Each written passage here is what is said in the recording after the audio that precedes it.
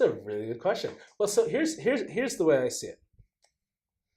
My motto is building an inclusive Cambridge. When you think of what an inclusive city is, it's a city where you can live, work, play, these key indicators, right? And I think if there were no barriers for what I would want to do in the city of Cambridge, it's making sure, firstly, that no resident gets left behind, making sure that all of our residents have the access and opportunity to be their best, to fulfill their fullest self, to make sure that everyone has a job in Cambridge, to make sure that our high school students are succeeding in the world beyond high school, whether they choose to go to college, whether they choose to enter the workforce, that they are becoming productive tax-paying members of society.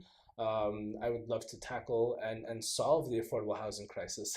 How we do that, how we get there, there are many steps, but I would love to be in a place where residents are not cost burdened, where they do have an opportunity to live in Cambridge, where families are not getting priced out of their homes, where there's also a gradual where there's sort of a gradual putting from public housing to not. A lot of our residents, for instance, they the fact of the matter with public housing and a lot of other services in this country is the minute you make a dollar more than what you're required, you get dropped off from a lot of these programs. And so we, in some odd way, are incentivizing people to not move up. So tackling that social mobility, it's going to take every fiber in our body. It's going to take every fiber of the city council to make that happen.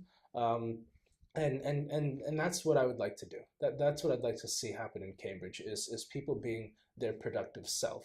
And of course, things like transportation infrastructure, things like clean water, things like trash, parks and recreation, whatnot, they all matter to me. But I think at the end of the day, if you're not fulfilling your personal self, nothing else matters. And at the city council level, if we can help people by providing opportunities, by giving them the access that they need, by giving them the capacity, the coaching, the connections that they need to move ahead in life, I think we've done our job as a city.